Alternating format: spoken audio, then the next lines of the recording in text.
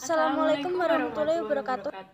Perkenalkan, nama saya Zahra Arungsesi Agatha. Nama saya Heliniare, saya dari kelas 10 IPS 2. Di sini, saya dan rekan saya akan membahas tentang masalah pokok ekonomi. Nah, apa sih masalah pokok ekonomi itu? Masalah pokok ekonomi adalah masalah yang muncul ketika sumber daya yang digunakan terbatas untuk memenuhi permintaan. Masalah ekonomi ini akan selalu muncul dalam kehidupan sehari-hari.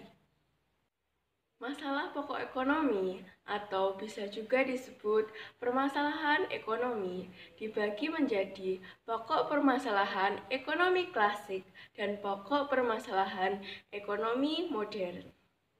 Dalam pembahasan ini, kami akan menggunakan usaha tempe sebagai contoh untuk mengulas tentang pokok permasalahan ekonomi. Mari kita masuk ke pembahasan yang pertama, yaitu pokok permasalahan ekonomi klasik. Pokok permasalahan ekonomi klasik sendiri dibagi menjadi produksi, distribusi, dan konsumsi. Tempe adalah makanan khas Indonesia yang terbuat dari fermentasi kedelai. Pokok permasalahan ekonomi klasik yang pertama yaitu produksi, di mana agar dapat memenuhi kebutuhan manusia, maka barang dan jasa harus tersedia.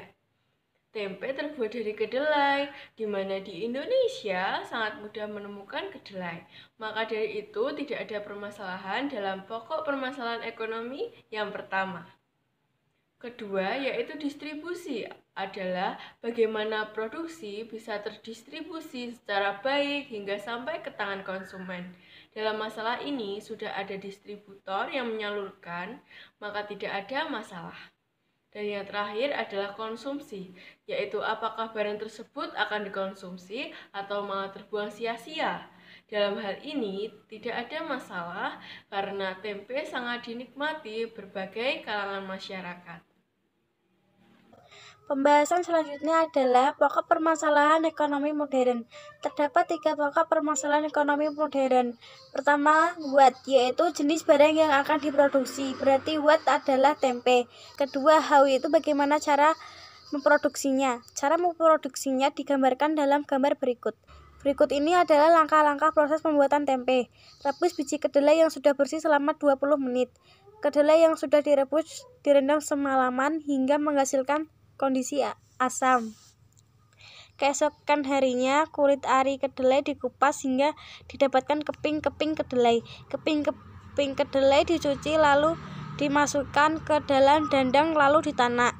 Setelah matang, angkat, ditunggu sampai dingin dan keping kedelai mengering. Campur ragi hingga merata dan bungkus dengan daun pisang atau plastik.